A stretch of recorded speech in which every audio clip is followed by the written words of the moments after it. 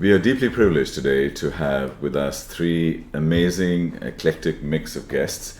The first is Professor Aric Kaufman, who's come in from all the way from the US, and he is on a tour in this region talking about everything disruptive, digital disruption, talking about young people and how they have shaped the world and the way forward when it comes to technology and marketing. So let's start today with our VIP, our special guest, Professor. Welcome, good to be here, and it's wonderful to really just be with you and just learn and I always learn at the feet of great people, so welcome. So tell us about your life in terms of how the kinds of challenges that you are seeing as you travel the world in terms of young people and entrepreneurship in general, and the kinds of challenges that startups have globally, and then we'll bring it back to us at a local level. Well, I'm honored to be here. It's always to be a wonderful opportunity to be with the kind of programs that you've initiated and are trying to transmit innovation, disruption, and transformation in one set of things called Mad Talks. So I'm really appreciative of that. My background is that in the last 40 years, I've lived in three different worlds. The world of business, the world of the nonprofit, and the world of education. I've been a professor writing books, and I've consulted with startups and multinationals, and I've worked as an executive director for a nonprofit and traveled 45 countries around the world. So that's sort of my context. And in doing that, I realized that there is a really an unprepared group of people ranging from executives all the way to the young entrepreneurs in the world. And if we look at the world right now, we really face the world which is, for the businessman, they call it the world of VUCA, volatile, uncertain, complex, and ambiguous. Mm-hmm. And how does a businessman sort that world out? More so, how does a young entrepreneur or executive sort that world out? When the kind of training that they get in undergraduate school in America or colleges in the Middle East or in Europe, and MBA programs, which I think are an anachronism, they should be disbanded because they don't prepare people for it. And I have a PhD from Kellogg, which was the best PhD program in the world when I got it. But I feel that it's all about, we're teaching young people about principles of marketing and principles of finance and principles of organizational behavior. We're not talking to them about empathy. We're not talking about divergent thinking. We're not talking about emotional intelligence. We're not talking about entrepreneurship. We're not talking about things which are really, really important, like being grateful, listening to people. If you really try to understand what a good startup will be, the good startup is based upon the essence of the world of digital. The world of digital is made up of two basic components, which most executives in the world don't understand. One is that a digital resource is one that is information rich and one that's connected. When you have something that's connected, you create transparency. The world of the young person is a world of transparency.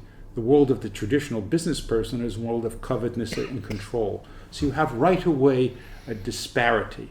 If you begin to look down the road of what a millennial will approach, and you will talk about this later, in the business world, their life expectancy in a business is somewhere around 2 years. Why? Because there's a huge discrepancy in values. There's this is a very interesting thing. When a young person is brought up, they're brought up in the Western society, and greed is the model, not abundance is the model. Mm-hmm. But in home, they're trained to have very good adab, very good courtesy, very good understanding, right? And so there's a clash between those values. And if we look at so many things in the value in our world, when an entrepreneur is brought up, he's brought up that the sole goal is profit. Why shouldn't the goal be a quadruple bottom line, where there's three major stakeholders, four major stakeholders: the customer, the employee, the partner, the investor, and the community? Why shouldn't all of those be optimized? Why shouldn't we bring entrepreneurial ventures into the world, which all of those things are being optimized?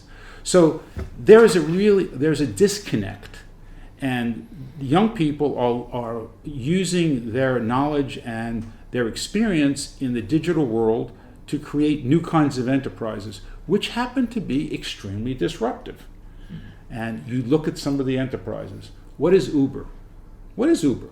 Uber has taken two resources, two latent networks which existed, right? People who wanted jobs, right? People who had cars, they weren't using those two resources. And they took these things and they connected them digitally, right? And what did they do? Then they connected people who wanted a very unique customer experience, and they connected these two networks together. Airbnb did the same thing. And in China, they're doing hundreds of these new shared economy, models. So the young entrepreneurs need, to me, they need a new set of inputs into the process. If you look in the Middle East, for example, there are 50 plus incubators, and most of them have not been successful in bringing together successful enterprises. It's really unfortunate.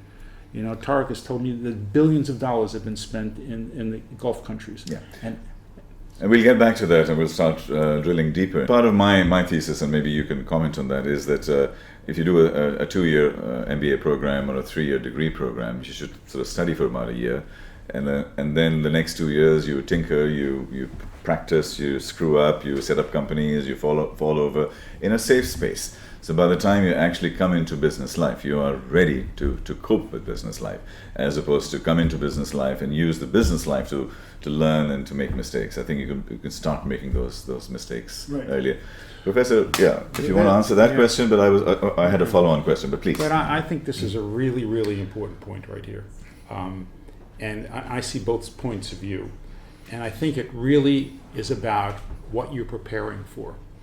If you're preparing for a world which is based upon a 10% increase in ROI, then the MBA is going to work for you.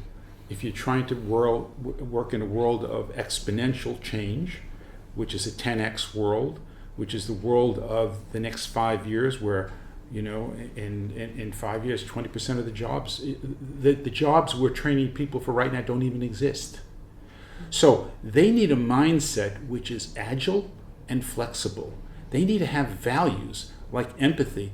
Empathy is the basis of understanding the customer experience. They really have to really understand what that's really about. They have to not only create entrepreneurship, which are not just profit-based, but are values-based, which are not, because the world has to be a sustainable world. The millennials want sustainability. That's part of their culture, the organizational psyche of them. So we have to give them training in these kinds of things. These are not the principles of marketing. These are very important, but traditionally the principles of marketing are not relevant anymore. I've written a book. My book is totally discounts the initial 4 P's of marketing, and now there are 6 P's of marketing, and they're all about connectivity. They're about different elements, because digital is permeating every aspect of the business experience, and most business schools, I'm sorry to say, do not really get that. They're still on old thinking with tenured professors who lecture from their yellow pads on old concepts and old books. And that's the reality. I think you can go in there and get a snapshot of things that you knew and apply it, but then you have to take it to a whole different level, and you have to deal with lifelong learning. And a lot of it is going to be your own kind of education, what you're drawing from your own experience and what you're drawing from the traditional ideas. How is data used? Data is used in a whole different way than it's ever been used before. I can go on and on and on, and I don't mean to, No. But I think it's really, really important what we're getting out of it, because I think that licenses and certificates for 6 months are maybe more important as a stimulus to thinking in new ways. That might be more important than an MBA.